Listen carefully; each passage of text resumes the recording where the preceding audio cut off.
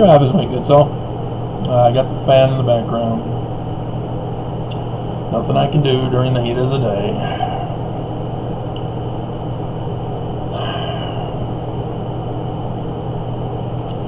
So, everybody knows Joseph Smith was a Freemason, but there's a lot of misinformation that resulted not from the church. This is from D. Michael Quinn and Bushmen, who have been screwing this up. They don't know the subject matter. They go in looking, they find stuff, they publish, and freaks everybody out. They don't know the subject matter. The more I learn about D. Michael Quinn's work, the more I realize he was just a joke, literally. I mean, his stuff on his final days stuff of the trilogy or quadrilogy of the Mormon hierarchy, yeah, that was good. Good job. Modern church, their economy, good job. But history, you suck, Quinn. And he's dead, so I can no longer tell it to his face. He just has no clue about anything. And I've corrected him concerning his Mormonism and the magic worldview. Dear God, yeah, it's true. There was a magic worldview back in those days. But Joseph Smith did not practice it. No, he did not practice it. And yet people 200 years later are saying, oh no, I'm choosing my truth to believe Joseph Smith was a witch. And you just get more ridiculous as more time goes by without having the official record corrected. And this is exactly what the church wants. They want this misinformation and disinformation from apostates to show Mormons, see, we are the true church. They were wrong. We were right that we are wrong. So frustrating. And before we get into the Freemasonry correction here, God, Brody. God. Every ex-Mormon loves to tout her and quote her. Oh, a woman speaking out against Joseph Smith. Yeah, and when did she live? When was her book published? In case you didn't know, we'll get the official information.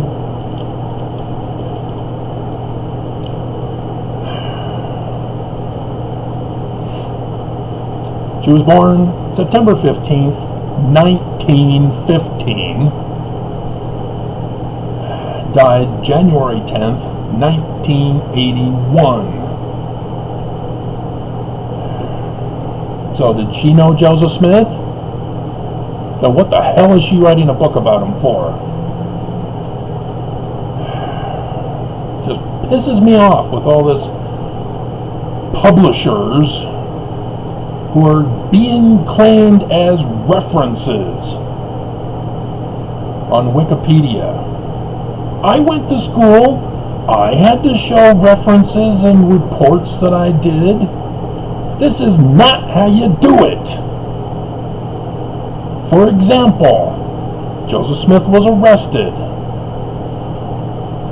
on, 20th of March, 1826 for glass looking, a misdemeanor charge of $2.68. So what reference would you use to be a primary source reference? Oh, maybe the latest publisher who does a new book on Joseph and the criminal justice system. No! You get the actual court transcript. Dear God. so frustrating to work with incompetent people who are being elevated to levels of expert.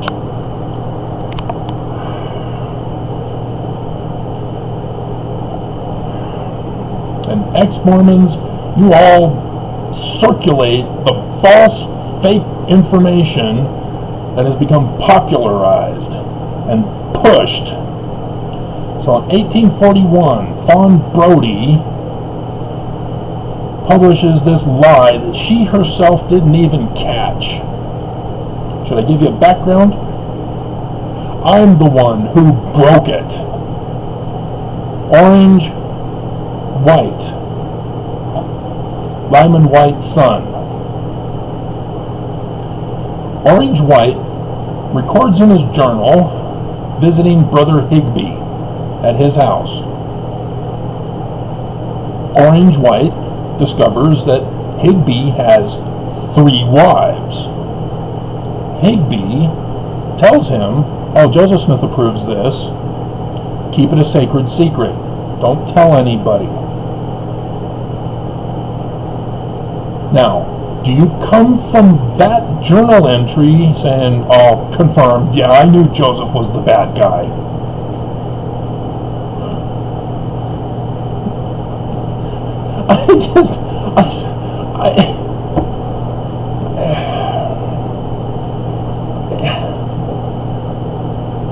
This is exactly what Fawn Brodie does. She does it with a different person, John C. Bennett. In 1841, Smith began revealing the doctrine of plural marriage. She's declaring this as a fact, when it's just her interpretation of somebody else to a few of his closest male associates. Like Higbee, including Bennett, who used it as an excuse to seduce numerous women, wed and unwed. You see what she failed to do? She accused Smith because Bennett did what Higbee did. He said, "Joseph Smith approved this. I'm a doctor. I did the John C. Bennett video. I can, make sure you get an abortion so that you don't have the baby. Joseph approves all this." But Fawn Brodie goes to the depths of evil when embarrassing rumors of spiritual wifery got abroad.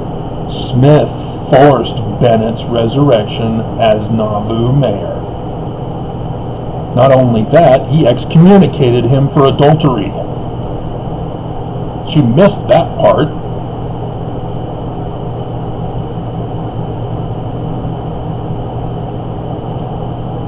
She missed the fact that Joseph Smith excommunicated John C. Bennett for adultery.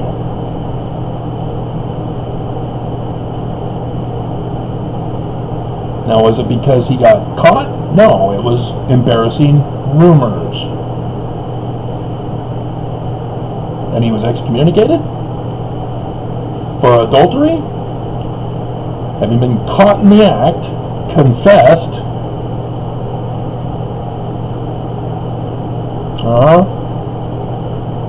saying in the Nauvoo Expositor, he ran to the Danites for help. Joseph Smith has excommunicated me. Help me. They said, "No, you're ruining our plot. Get out." He goes to the Nauvoo Expositor, blames Joseph, then forms his own. Well, no, first he goes to James Strang. This is after the assassination. Joins his church, convinces James Strang to start polygamy. He's assassinated. John C. Bennett then goes and forms his own Illuminati order, Halcyon order. Still there in the John C. Bennett Wikipedia page, unless the church has removed it since I've done the video.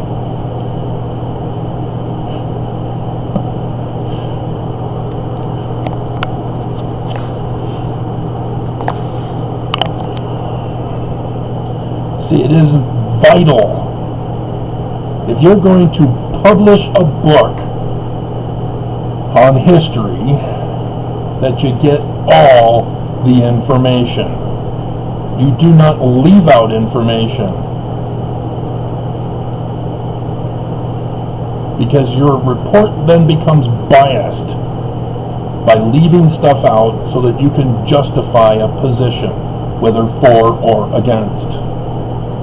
You have to gather all the facts, assemble them all together, and see where that leads. And if it convicts Joseph, it convicts Joseph. But I have found it doesn't. Joseph keeps getting framed, lied about, falsely arrested for the actions of the Danites, who were the ones secretly practicing polygamy under Joseph Smith's nose. But he knew, and he did something about it. Freemasonry.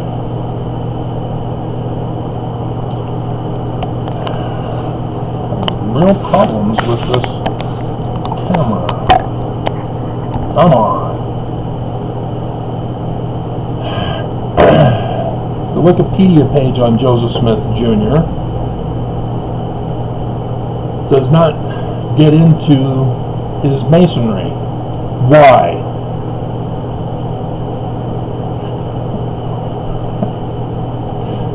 Why, Mormons? Why are you leaving this part out and summarizing it with a brief, partial sentence?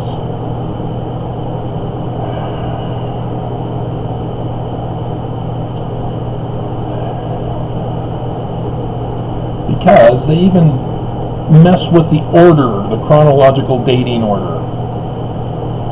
See, an 1841 revelation promised the restoration of the fullness of the priesthood, and in May 1842, Smith inaugurated a revised endowment, or first anointing.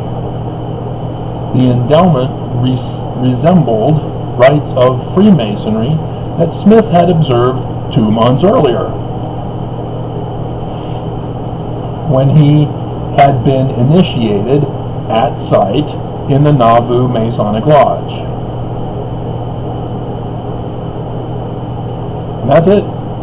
We are left with Bushman and Quinn on this one. No. The correct reference is the actual membership notes or meeting notes from that lodge, not Bushman and Quinn. But they don't give you the dates, they just generalize it. And so instead, one has to go now to Mormonism and Freemasonry and know to click for it. There is no link to this page. You have to know. And the church wants it that way.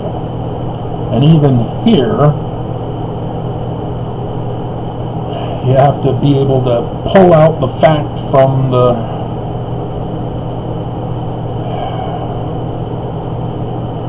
because in the very first sentence, the historical connections, a significant number of leaders in the early Latter-day Saint movement were Masons prior to their involvement in the movement. And that's it. Notable examples include Heber C. Kimball, John C. Bennett, Hiram Smith, and Joseph Smith Sr. So why not Joseph Jr.? Hiram was, why not Jr.? That should be a question on everybody's mind. Another question is Masonry all the same? You've seen one Mason, you've seen them all. Same thing. They're all evil. Right?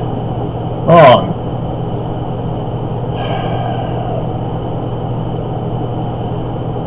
Before September 11th, 1826. That date seems important, as it ties to certain other infamous events in American history and church history. Mountain Meadows Massacre, 9/11. And if I have to tell you the American version, where have you been? But there was the Scottish Rite, and there was the York Rite. There were others. They were not as dominant. In Western New York,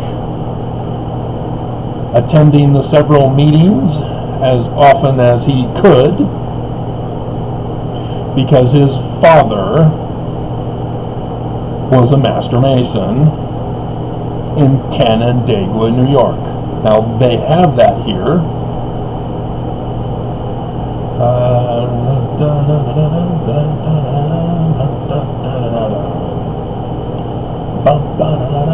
Way down. Joseph Smith Sr. was a documented member. So I would expect that we would see the document as the reference. Right? Terry Chateau? Oh, no, it's Terry Chateau, 2001, who's used as the reference for the documented member, Joseph Smith Sr. And apparently Wikipedia was wise on this one to call this suspicious. They put in brackets, better source needed. If you're going to claim a documented member, you better damn well put the document reference. How hard is this to do this kind of work? These guys do this for a living. They publish books. They teach. They...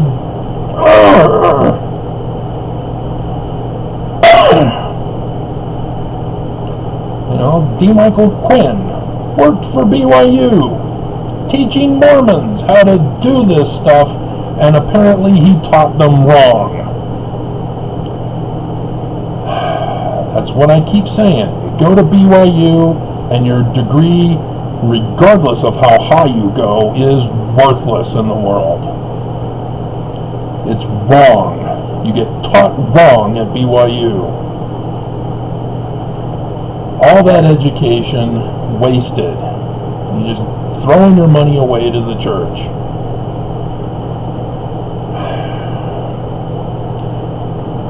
But at least he has the correct information, even though he doesn't reference it correctly. May 7th, 1818 was when he became a Master Mason in the Ontario Lodge number 23 of Canandaigua, New York.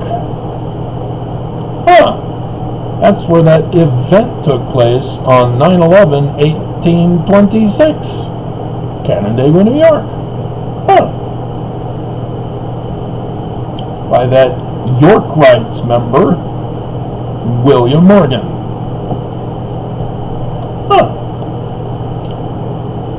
Strange. The Batavian Press, not finishing the books he was working on. I wonder how many 116 pages he got done by then.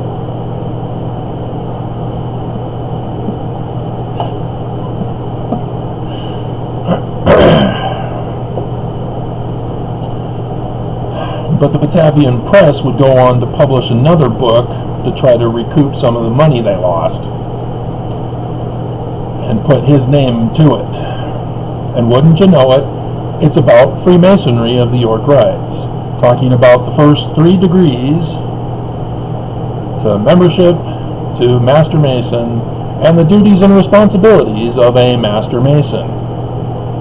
And he's a good guy. He has to be a citizen in the community and help his fellow brethren of the lodge, as well as they support him.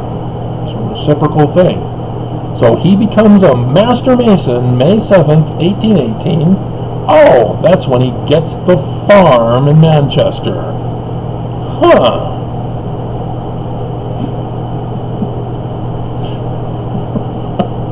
Do you see how doing real research gives you the correct history?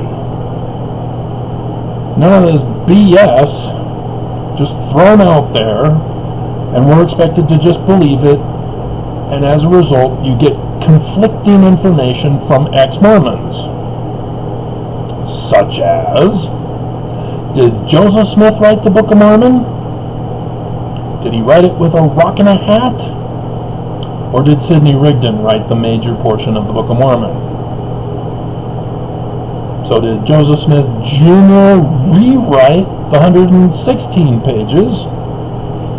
Or did someone else write it for him, casting him out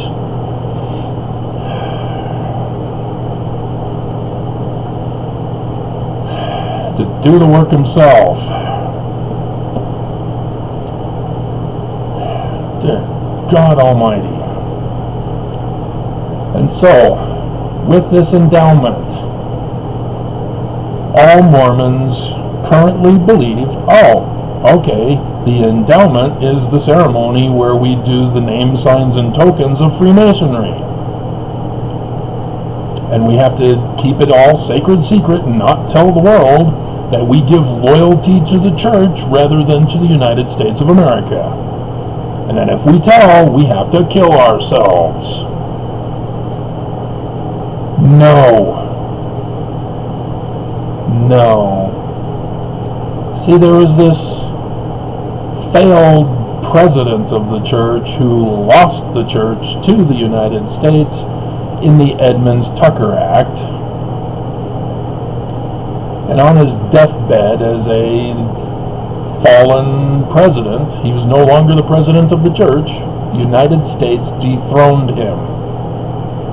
Do you understand what that means? Brigham Young incorporated the Church of Jesus Christ of Latter-day Saints in 1851. Under Wilford Woodruff, the Edmunds-Tucker Act, followed by a Supreme Court decision, shut down the church. It ceased to exist. It was a criminal operation, and it stopped. And so Wilford Woodruff is no longer the president of the Church of Jesus Christ of Latter-day Saints because the United States shut it down. Just like a company. You know, like that racist tech CEO who made comments about the Jews, and the board fired him. Right here in Utah. A Mormon CEO, gone, no longer the president of his corporation. That's what happened to the church. They had no authority anymore. It was done. It was over.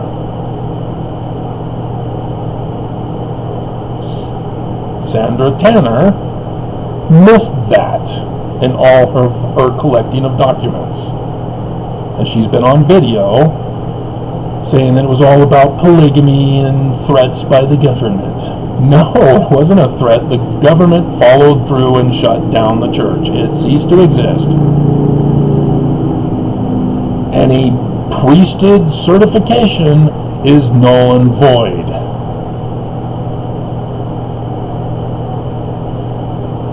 You cannot get tax-exempt status with a Mormon certificate at that point. The church failed. It fell. It ended. And so not until 1923, under Heber J. Grant, was the church resurrected from the dead. And by what authority again?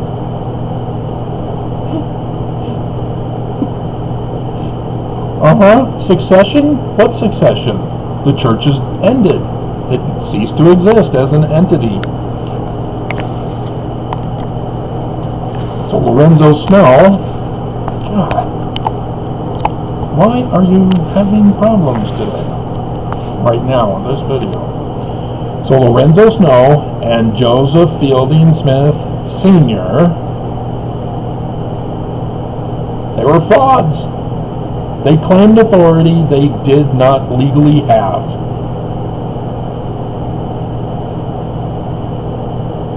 Even Wilford Woodruff, he was pardoned for, along with the Mormons, pardoned only by Grover Cleveland, only for polygamy. Not for their tithing financial crimes, which they fooled the government because they were still practicing it, but not in the form that the government shut them down for.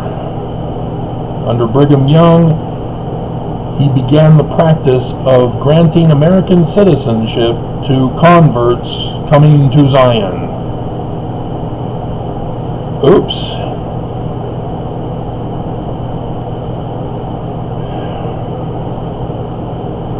But Wilford Woodruff, get back to Freemasonry.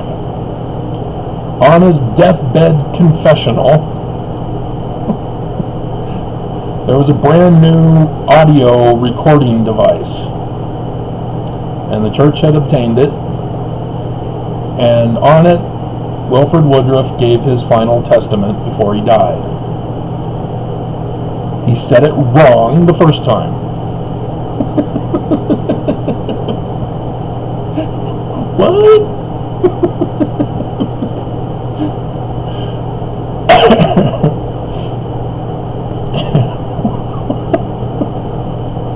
I just laughed hysterically when I read over that. And so they had to redo it and have him read it this time. But in the reading, they let something come out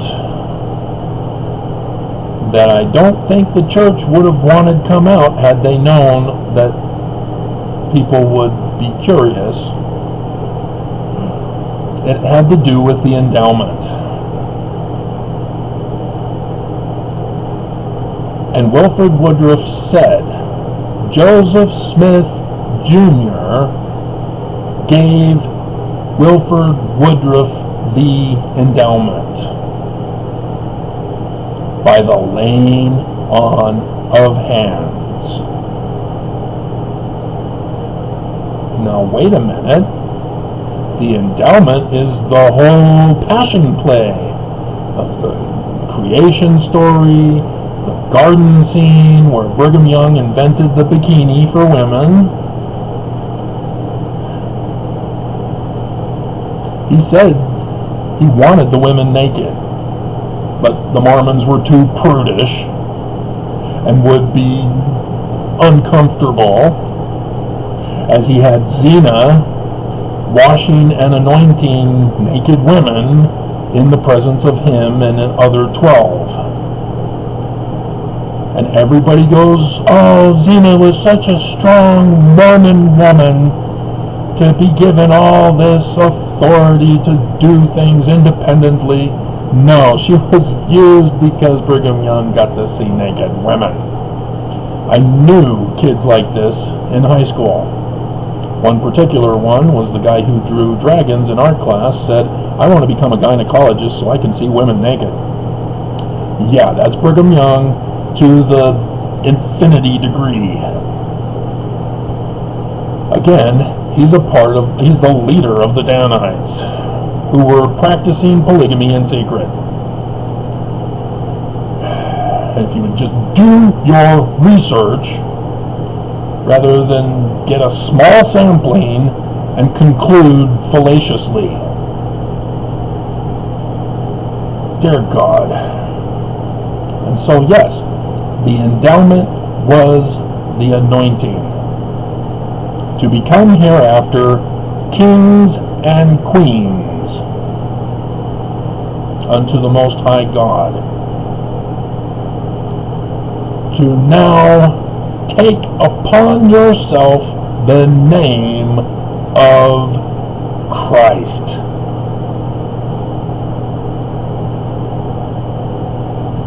That was Joseph Smith's endowment, to become a Christ.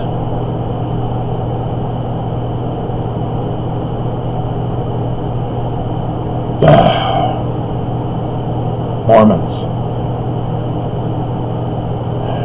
They just refuse to believe the truth. They'd rather continue to believe the lie and commit crimes to protect the lie.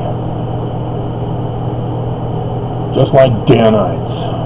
They are the children of the Danites. And so, Brigham Young, right after Joseph Smith died, began the Passion Play part. And then with Nauvoo, he began the name signs tokens part, making tithing a requirement of worthiness to go to the temple. Brigham, not Joseph. Brigham's not the legally authorized successor. What is he doing? Oh, he's got the muscle. The Danites, threatening everybody to conform, extorting people. The human sex slave trafficking.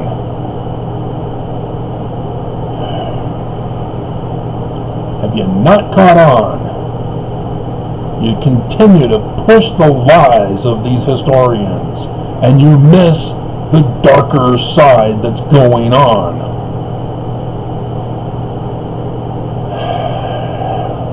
And so, what did really happen? The Smiths in 1826, Smith Sr., May 7th, 1818, that was a York Rites. This is not Scottish Rites. Scottish Rites are your 33-degree Masons. This was what John C. Bennett was a part of, the Scottish Rites, of which he then formed his Illuminati order.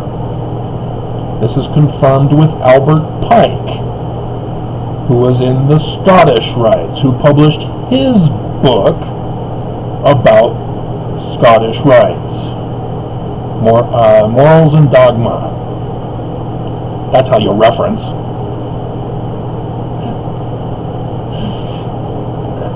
And is also responsible for the letter to Giuseppe Mazzini about how to destroy Christianity.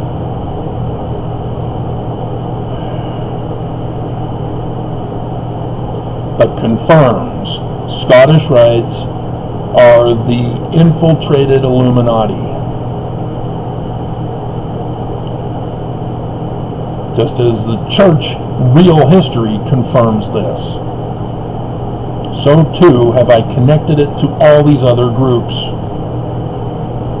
I did the video not too long ago about the connection to all of them. The inverted pentagram, So Nazi Germany with Hitler's swastika? Yeah, he took the good symbol and turned it. Just like an inverted pentagram. That ties him to this threat to the world and threat that was to America. So the Confederates, yep, inverted pentagram on their flag. The KKK, yep, I even found it with them. It's in the mark of the beast on their forehead. But, dear God, guys. This is what they purposely want for us. And so, William Morgan found out about this threat to America that was present because it was the War of 1812. They tried to conquer America. They kept trying to conquer America. But during these wars, they had backup plans. And we have seen this with a current group under King Zedekiah from his first year in office. What? Yes. The mark of the beast in the forehead. Image on TV in Arizona yesterday.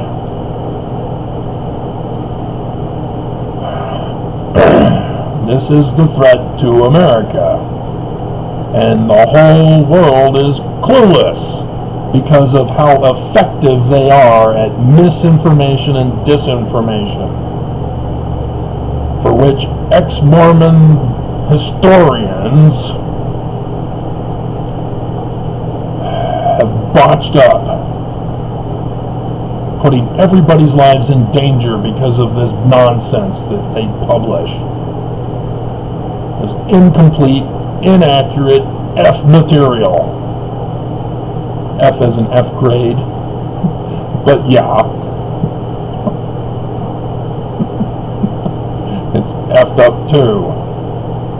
I did say effed up, right?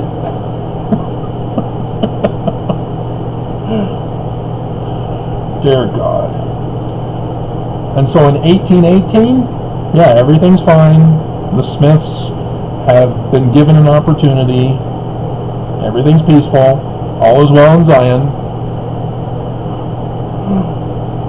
Until William Morgan comes to town with a warning. And where does he go? He lives in Batavia, gets the Batavian press, David Miller, to front him the money to work on it full time. But he's in Canandaigua, New York, working on the book.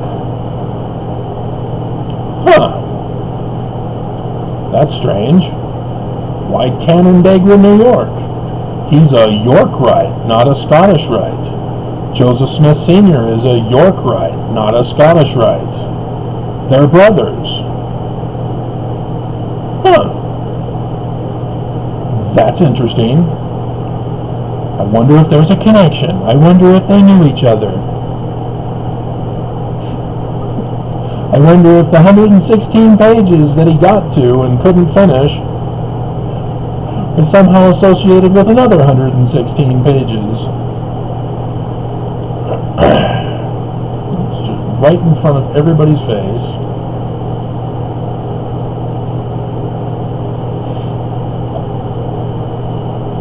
In the Scottish Rite, there is a mythological founder whose name is Jacobite. Jacob comes from the Hebrew word for usurper.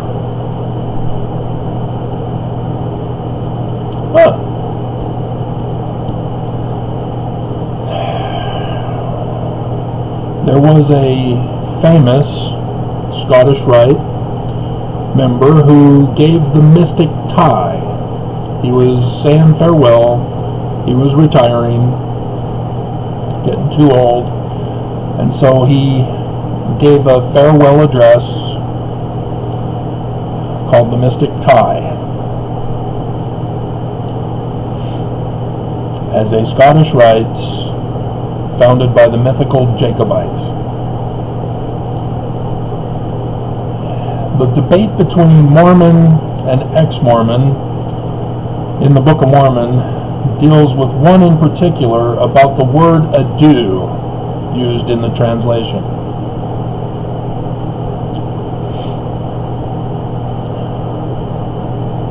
And everybody misses it. There are a few ex-Mormons who found the mystic tie connection. Good for you. Now plug it into the bigger picture. Don't just conclude. It's brethren, adieu. This passage in Jacob chapter 7, the final chapter, the final verse, comes from the mystic tie. And by who? Jacob? Huh. But they're York rites. Why are they using Jacob to give the mystic tie in the Book of Mormon, in the Book of Jacob? The usurper.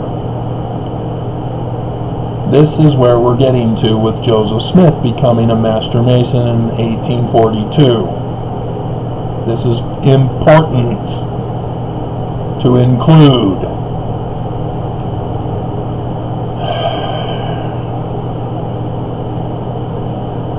And so Joseph Smith was not a Master Mason. He was not a Freemason, not even a Master Mason, etc. before 1826. Joseph Smith was legal age, 21 years old, in 1826. Born 1805. December 23rd, and so September 11th, 1826, he's 21 years old. He's an adult. He could have become a member anytime since December. Why wasn't he? Huh. Well, he was arrested in March 20th.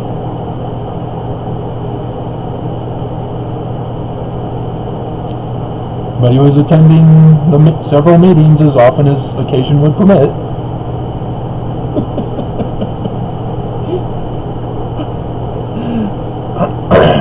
Yes, the Joseph Smith history is coded too. Coded? Where'd you get coded from? Hello, have you not seen National Treasure? Have you not seen the Da Vinci Code? They both talk about the Knights Templar, even though it's got Hollywood privileged alterations. So they're not historically accurate. But I've been going over with you the historical accuracy of the Knights Templar. About Egyptian gold plates. And you guys want to argue over golden. Dear God.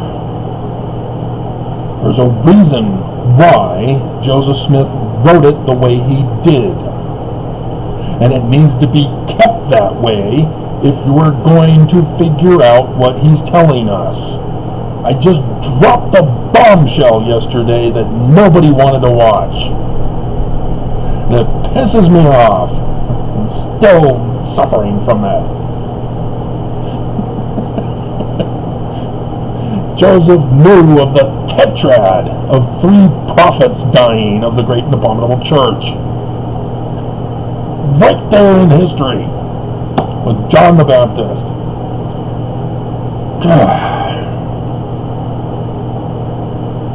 And so here we have, and I, Jacob, saw that I must soon go down to my grave. Well, that's that Scottish Rites mystic tie person who has no connection to the Smiths and the York Rites. So who is this? somebody who usurped the information from the Jacobite Scottish rites of the Illuminati.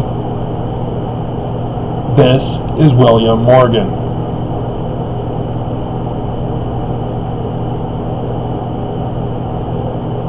And it's not soon go down to his grave. Joseph Smith Sr., as the Master Mason, as part of his duties, is to protect the brethren of his lodge. And so Joseph Smith Sr. took the responsibility to finish the 116 pages, the rest of the book, had to rewrite the 116 pages, thanks to Junior, and get William Morgan out of the country to save his life. That's the real church history. That's the history of the Book of Mormon. This is coded information about the warning threat to America and the world. That's why it's not the first year of King Zedekiah.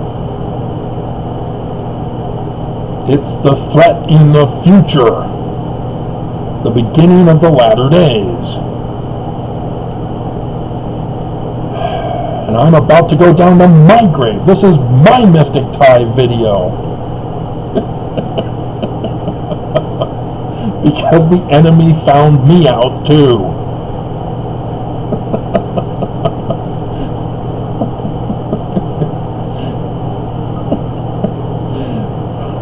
And nobody's listening at 57 minutes or 47 minutes. God. Wherefore I said unto my son Enos, take these plates. And I told him the things which my brother Nephi had commanded me. And he promised obedience unto the commands. You see what Senior is doing here?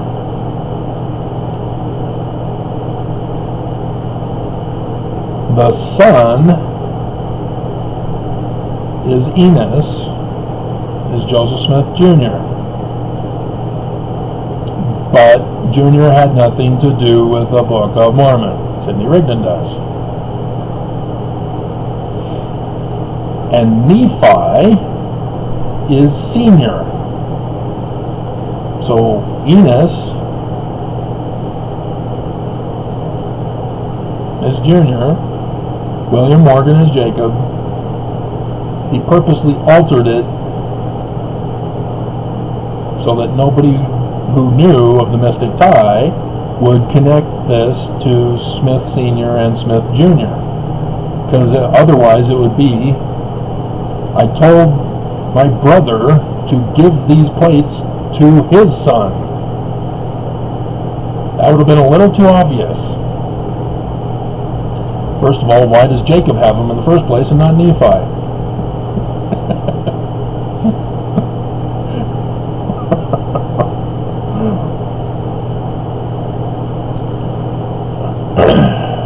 So, there's a big difference going on here.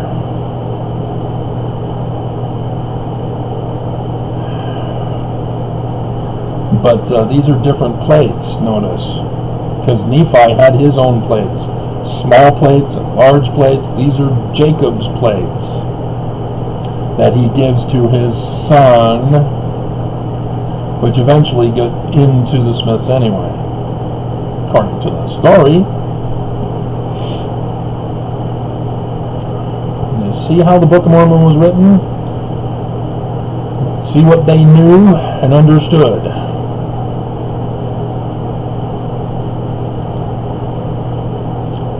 So there's also another key person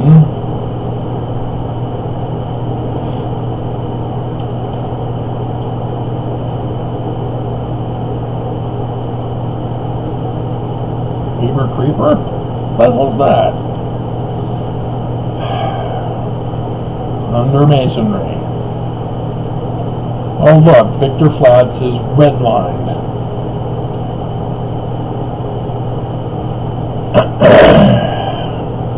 see now if you can understand what is being said here, or if you're going to make the same mistakes as Bushman, Brody, and Quinn.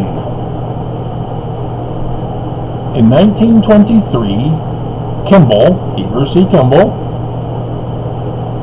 grandfather of Spencer W. Kimball, received the 3 craft degrees of Masonry. He doesn't say at sight. He just becomes a Master Mason. That's the 3rd degree. But there's 33 degrees in Scottish Rites, and how many more to get Knights Templar and York Rites? Yeah. In 1 year, Heber C. Kimball, 1923, when he was born, 1801.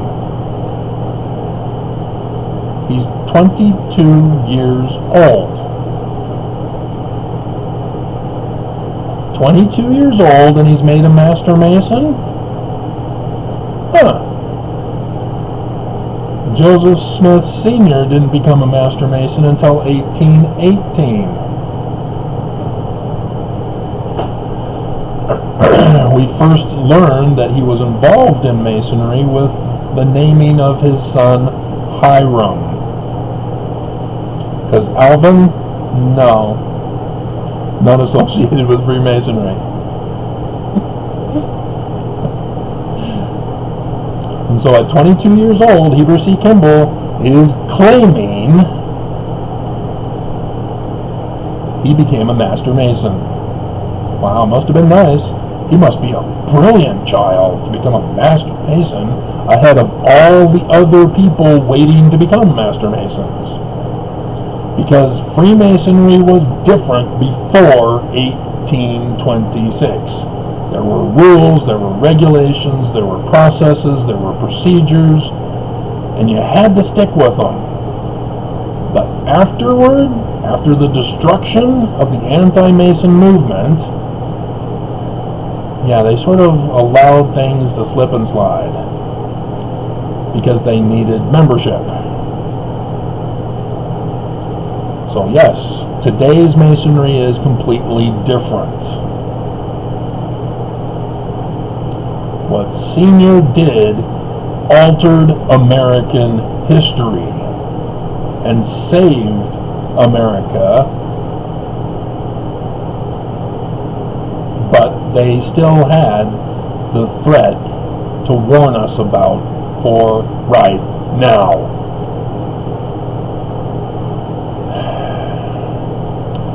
He says it was at the lodge at Victor Flats. Again, prior to 1826, they were zoned. One city did not hold more than one lodge. The lodge became the city. The city was a part of the lodge. And so Canandaigua, that strip up to Palmyra, York Rites. Batavia, York Rites. In between, Victor, Scottish Rites.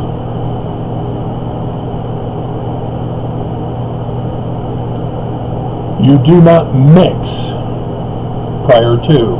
Now, yeah, we'll take anybody. Oh, you are in the Scottish Rites? Yeah, we'll take you in our York Rites, or vice versa. No big deal. Yeah, things are loosed and laxed now. Not before 1826. This is why Junior did not become a member, because Palmyra was taken by Hiram, Canandaigua by Senior. You cannot have them in the same family, cannot be in the same lodge. They can attend the meetings as often as occasion would permit. They can hang out with Daddy in the office, working on a book for William Morgan, but they cannot be members where a family is already a member.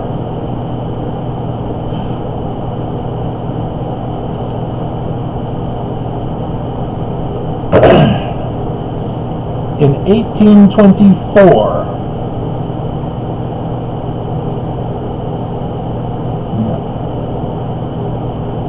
Heber then lies to us and says he sent a petition to the Yorkites in Canandaigua to receive the Yorkites' degrees of Royal Ark. That's 7th rank in the Yorkites.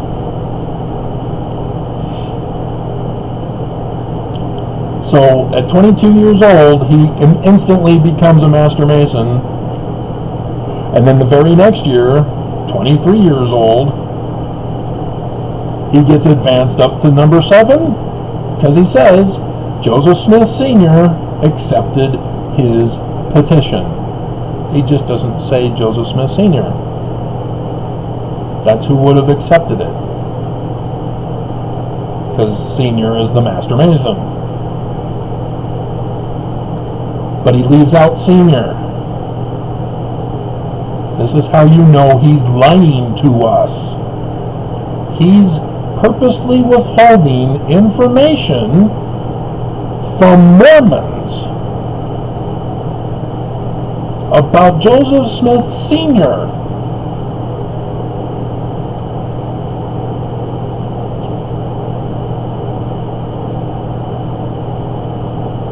And he's a Scottish Rites Mason, infiltrated by the Illuminati to destroy America.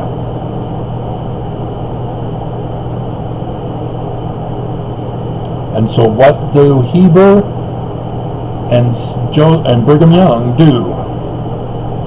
Well, they attend Mormon church as often as occasion would permit, but they don't become members until after Brigham Young's wife dies. She's sick. They're attending the Mormon church, according to the new author of the Brigham Young book in 2019. This is where he was used to erase the previous history of Brigham Young, but in the process of doing so, they expose that Brigham Young is the enemy of Mormonism.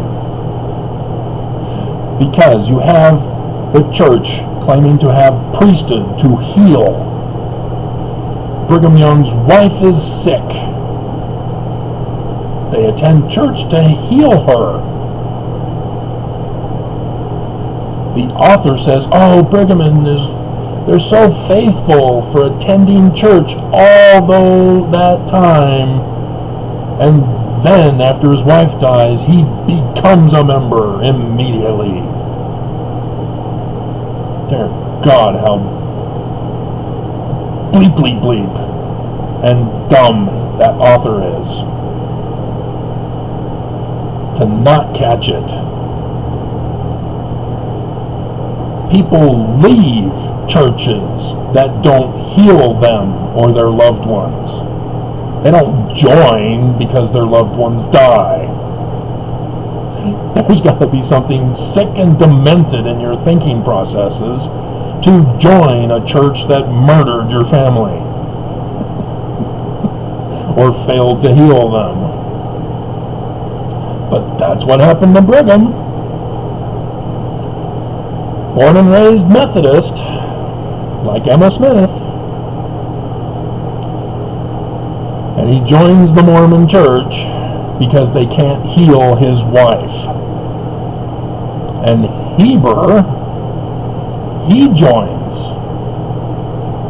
But he has a different motivation for joining. He's a part of the enemy of the nation, whose temples were destroyed in the anti-Mason movement. They searched Everybody searched for the manuscripts of William Morgan and could never find them. They trashed his home, couldn't find the manuscripts. They were gone.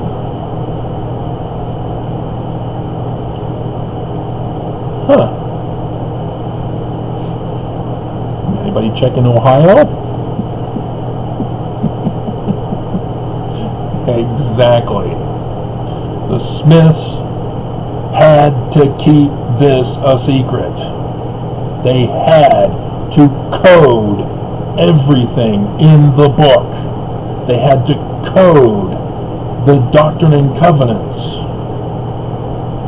as it became to be known. They cannot reveal the truth because there are people searching and hunting for them to blame them for what had been done because of the journalist who wrote the article that sparked the anti-Mason movement, burning down the temples all across America. There's only about a sixth of them left standing after all that aftermath. The Scottish Rites wanted revenge.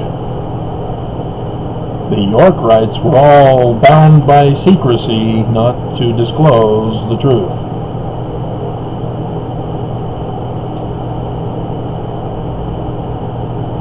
Because of the threat to America.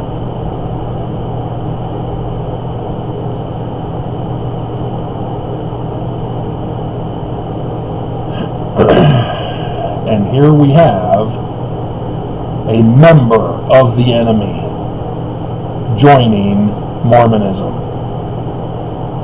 And anybody who does accurate research on Heber C. Kimball learns he got himself a second wife illegally in 1829.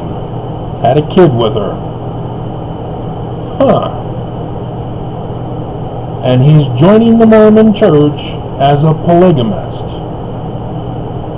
Well, Joseph didn't have the angel appear to him with a flaming sword, because that's real, until 1831, demanding he practice polygamy openly, or he will be immediately smitten in 13 years later by murder rather than the angel doing it. People just don't think. When were all these written? Oh, after Brigham Young's 1851 incorporation declaring we're now practicing polygamy openly. No longer a sacred secret among a few of us who are Danites. Now the whole church must practice it. If you want to be exalted in my kingdom, I mean God's kingdom.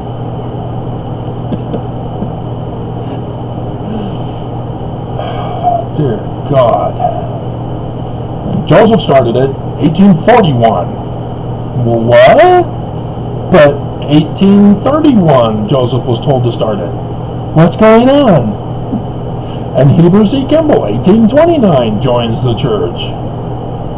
Yeah, it was all secretive. Criminal behavior in secret. Infiltrating the church that Joseph Smith started with the Book of Mormon. Heber found them. He knew who had caused the anti-Mason movement, and they wanted revenge. So they did exactly what was the practice. You infiltrate, you rise up in popularity and numbers, because where did Brigham and Heber go to convert? Yeah, they went to their hometowns, where all the Scottish Rites were, who were pissed and wanting revenge. So it was more of, hey guys, we found them, we're going to infiltrate their church, rise up in power and number, and then in 1835 we're going to stage a coup while Joseph will be in Liberty Jail. Brigham Young will then be the president of the Quorum of the 12 of Peter, James, and John, keys of the kingdom, rather than Moses' keys for presidency. And we're going to force Jesus to be in the name of the church, because we're turning it into Christian. You see the damage that ex-Mormons cause by perpetuating the false information, by blaming Joseph to dismiss the Book of Mormon, to dismiss the Doctrine and Covenants, to dismiss the Pearl of Great Price with the history and such. You harm the rest of us in the world by perpetuating videos, spreading this misinformation, loop after loop. You have one ex-Mormon do a video on it, then another ex-Mormon sees it and does their video on it, then another ex-Mormon does their video on it, and you have some who have connections to get other authors onto their channel to do interviews about the misinformation. The threat is real. It's now. I've been going over with you how the Book of Mormon and Joseph Smith knew about these signs in the heavens, about the events that are taking place. And you ignore me? You dismiss me. I understand why Mormons do. They're children of the Danites.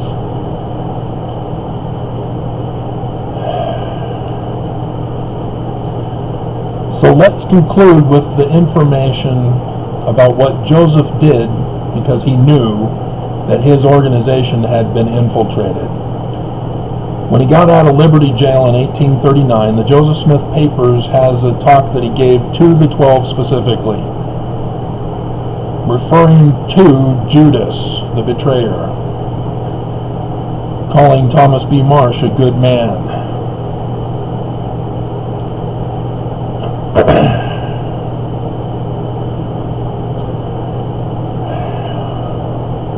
And so, of course, that doesn't make them happy.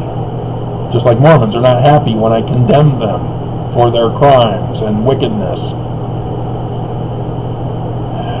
Helaman chapter 16, or 6. Helaman chapter 6, 22. I'm verse 24. The whistleblower. I'm supposed to kill myself.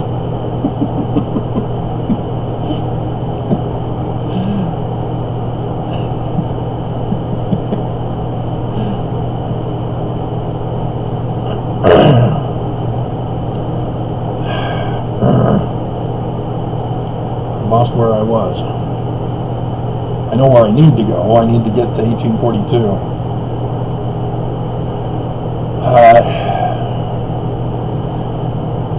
And so we'll just go to 1842 then. I can't remember where I was. On the 15th of March, which was Tuesday apparently, we can fact check that with time and date.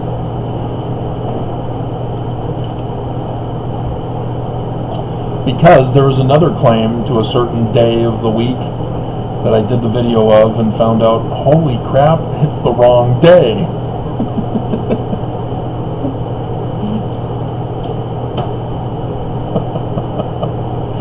March 15th is Tuesday. Okay. Confirmed. Tuesday, March 15th. Joseph Smith Jr. is made a member, the first rank. He's allowed in as a Scottish Rites member. Now, he can become a Scottish Rites. This is after 1826. But Joseph knows the Scottish Rites are the enemy. or at least were, until the anti-Mason movement. But he knows Brigham and Heber are Scottish Rites, along with John C. Bennett. He knows they're already acting like Judas. 19 July 1840, again Joseph Smith calls the 12 Judas, referring to the Last Supper. Talks about the true Christ of Mormonism and the need to build Zion and New Jerusalem as mountain cities before he comes. And when does he come? Yeah, there's a certain date that he rushed to have done on the 17th of March. Certain event. Tuesday, March 15th, he becomes a member. Then he becomes at site, or on site, Freemason on the 16th. This infuriated the Grand Lodge, Warsaw Lodge of Illinois. They were pissed. Why him?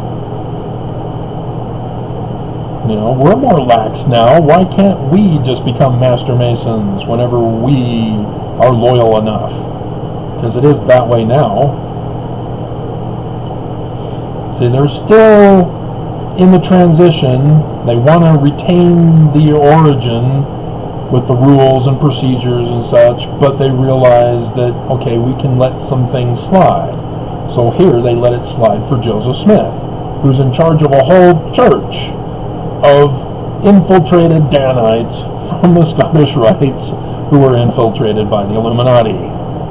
Brigham and Heber went to him to say, hey, we want to become a lodge. Here's 20 pieces or 30 pieces of silver.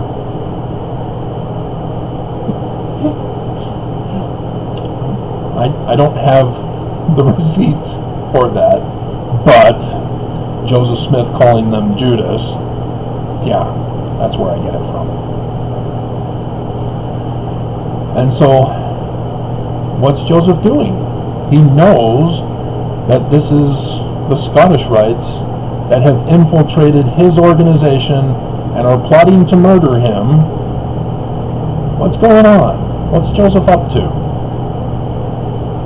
Well, again, back to Jacob and the mystic tie. It's not a Scottish Rites. It's a York Rites, who usurped the information about the threat to America and put in the Book of Mormon that Senior had to rewrite because of Junior's botch job. Put everybody at risk. Martin Harris was on the anti-Mason committee in Palmyra. I had to do that video because the church had erased that information from the Wikipedia page. That was one of them I found. Dear God. And so, yes, with Martin Harris and the 116 pages going back to Palmyra, yeah, he's going to show it to his council members. I'm suspicious. This looks a little bit too Masonry for me. What do you guys think? Well, the Smiths had to lie low for a year because the scriptures have the wrong date for section 10. It's 1829, not 1828. They waited a whole year to lay low. And so the next scripture after section 3, which is the first, then talks about a marvelous work and wonder is about to come forth among the children of men. Sidney Rigdon's almost finished. Senior has rewritten 116 pages. Yeah, Junior never got to go back and translate anything. What he botched was serious enough to get him off of it. Okay, we no longer have to distract Martin Harris, so get the hell out of my way, Junior. We're going to have you and your father-in-law forge documents that you own land in this other place that's no longer called Harmony because of your botched job in getting their family, your family-in-law, booted out of Harmony, north of Pittsburgh, where Sidney Rigdon was affiliated with them before he went off to Ohio and got the Solomon Spaulding document from the print press there because he died, and thus was to be the template for the major portion of the Book of Mormon, whereas the 116 pages was the manuscript pages of William Morgan. But since Martin Harris was used for the money after all in the end, it seems clear that they couldn't make any tie or connection to Masonry. It was just Martin Harris's paranoia. But,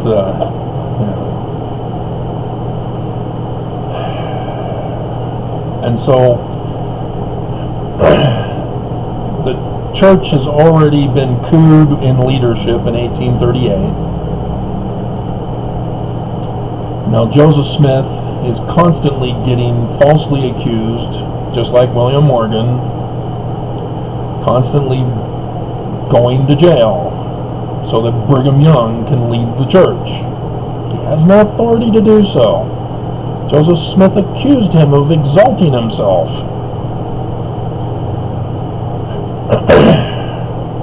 And so, 1842, March 15th, he becomes a member of the Scottish Rites. He is infiltrating the group that infiltrated him. He's doing it back to them. On the 16th, he becomes a Master Mason. He's now the head of this infiltrating group in his organization, whom they eventually murder.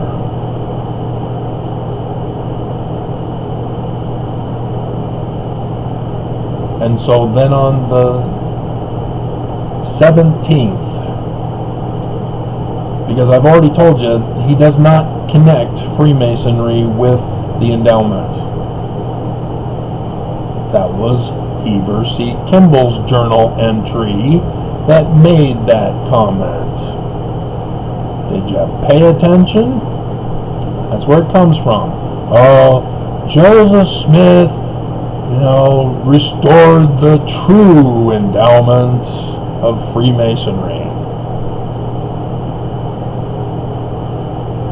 No, Heber did.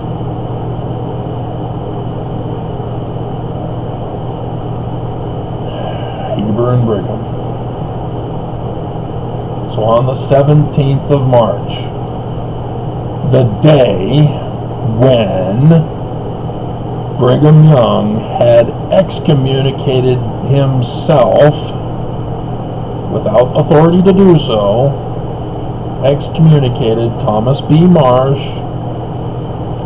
and William Smith and others during the 1838 coup of leadership. They excommunicated them on the 17th of March, 1839. Joseph was still in Liberty Jail. So anybody telling you Joseph Smith excommunicated them, like the Thomas B. Marsh claim, Thomas B. Marsh was defending his wife, and she didn't give all the milk scrappings or the foam or whatever from the, however they say it.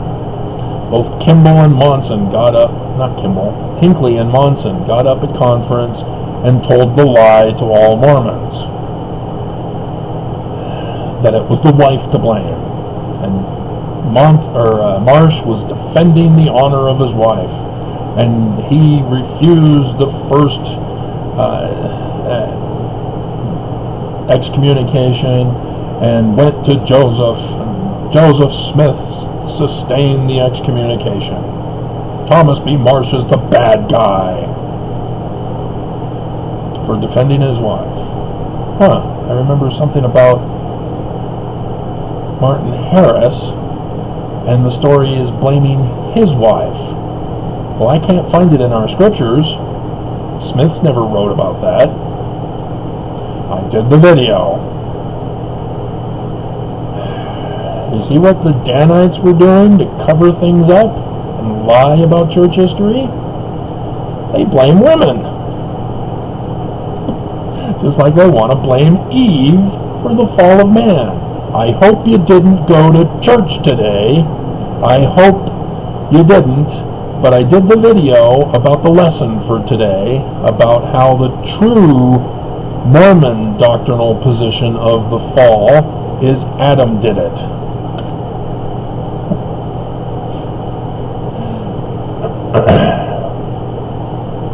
And so Thomas B. Marsh, no, he was a part of the coup. He got threatened, he said, I'm out, like the others did.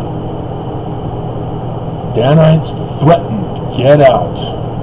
We're putting our people in leadership position now.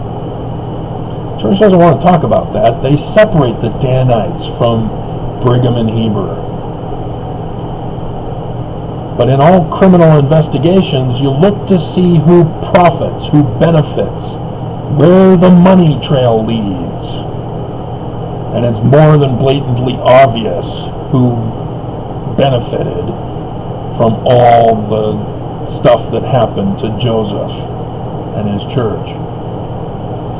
And so, in accordance with Deuteronomy chapter 19, about those who are false accusers and the punishment affixed for those who are false accusers, Joseph Smith, on the 17th of March, 1842, gave the talk that the church refuses to quote from, and again diminishes that talk, even though I did the video, shaming Dallin H. Oaks, who has said, it is not God's program that women should have priesthood and priesthood office. It is not God's will, it is not his design, quoting from the official declaration number 1.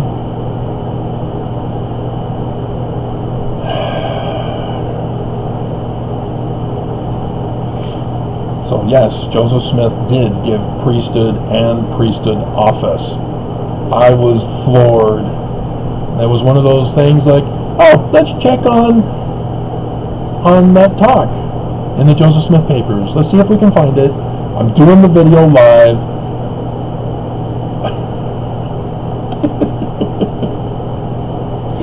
It was awesome. You do not understand how evil Brigham and Heber are and what they did. Because Joseph knew and understood, we're not Christian, Christ is not Jesus. We're Moses, Jewish, New Israelite Egyptians. And our Christ is mortal, with mortal parents, who is supposed to come from the great and abominable church to restore the church of Joseph Smith Jr., the founding Christ, whom the builders rejected and created a chief cornerstone to replace him. Oh my God, that's exactly what Nelson is doing. The cornerstone that Mormons rejected as Joseph Smith became Brigham Young, the chief cornerstone.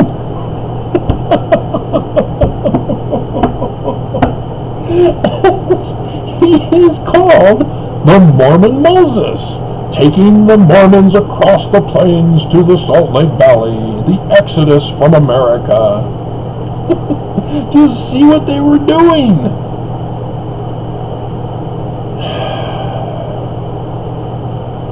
And now all of that? Nope. No. We're Christian. Jesus! As Nelson raised an idol Jesus in that same talk. We are not the Church of Joseph Smith.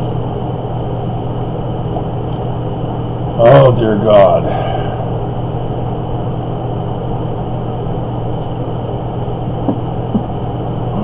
But yeah, Joseph Smith knew women. And so I don't know if they knew the date for the birth of the Mormon Messiah for the latter days. It seems like he did, as he understood the Bible with Deuteronomy 19 for false accusers. But yeah, Joseph Smith pulled a Horus on Set, King Set, Satan, in Paleo-Hebrew. Yeah, and so if you're unfamiliar, the Bible words it differently with Jacob and Esau.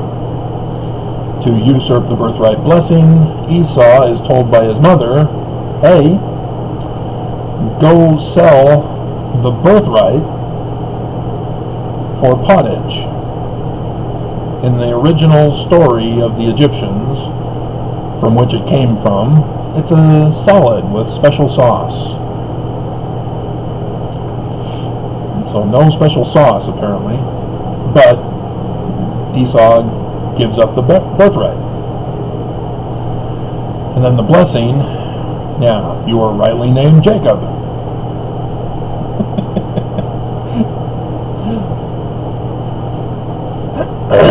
But in the Egyptian story, Set then gives birth. Do I need to explain the special sauce? To the branch that is talked about in the Old Testament. Isaiah, Ezekiel, Jeremiah, and I think some others. And nobody knows what it means. Only me, apparently, because nobody can figure it out. Ezekiel, which, dear God, the church totally botched that in the footnotes with another reference claiming that it's Zedekiah or Mulek that comes to America in that Exodus 7-hour video I did. No, this is the latter-day Christ of Mormons. The cedar of Lebanon, the twig of the lofty branches, is taken to America. And the only place in America where there are trees similar to the cedars of Lebanon is, Oakland, the Redlands. Well, the Redwoods, sorry. Where the Planet of the Apes got their start. That's hilarious. That's actually a favorite series of mine. Damn you! God damn you all to hell! Has significant ties. So the author of that was aware of things and is part of classic literature and movies and such forth. But yeah, that's the cedar of Lebanon, and it was a remembrance of the father Osiris who was murdered, because his first murder is nailed into a coffin, sent up the Nile River, and lands in Beirut, Lebanon, and becomes a cedar of Lebanon. That is what Ezekiel is referring to. It is a child of Osiris's, Horus. But to win the latter-day battle, he shows he's Mormon from the Great and Abominable Church. And Joseph Smith knew it, and knew that children are born through women, and gave women the priesthood, so that a future Mormon woman would give birth to the Horus of the latter days, the man like Moses, not Jesus, of the Danites.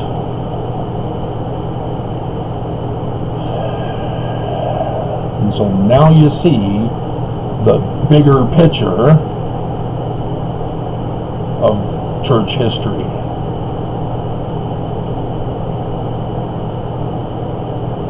This is why Joseph Smith became a Mason.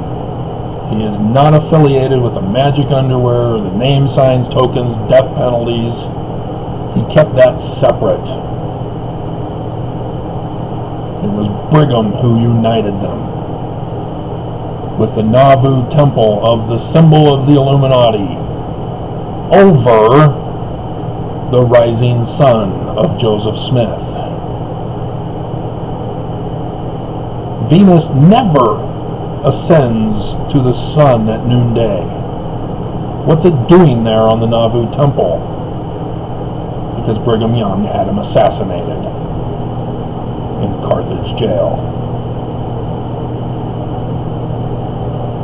And so the claim of Joseph at the window, the Masonic call for help, no.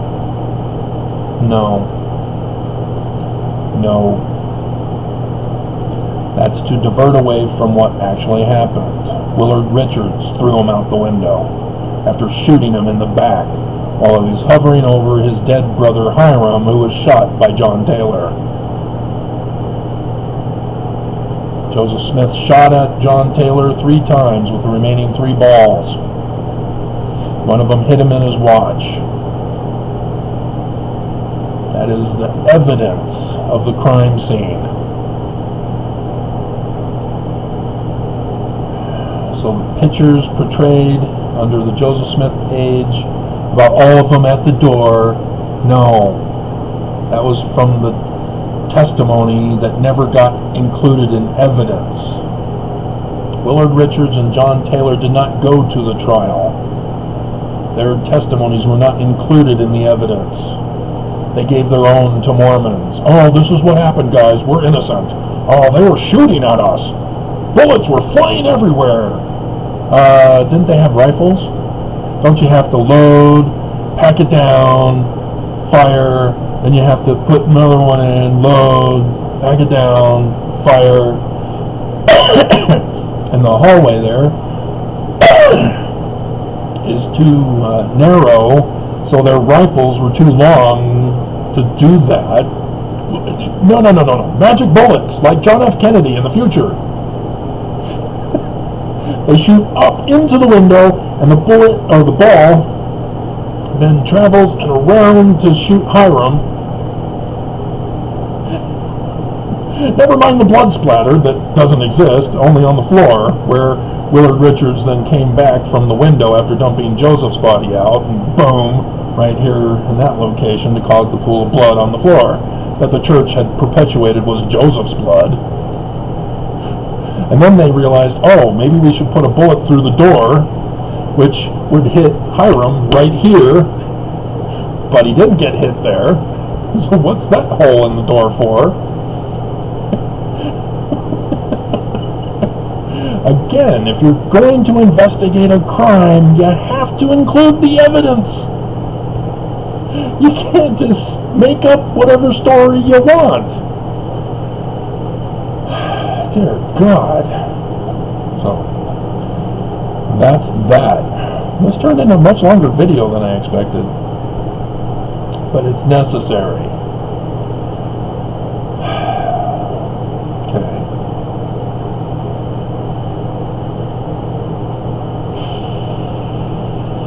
Dear God.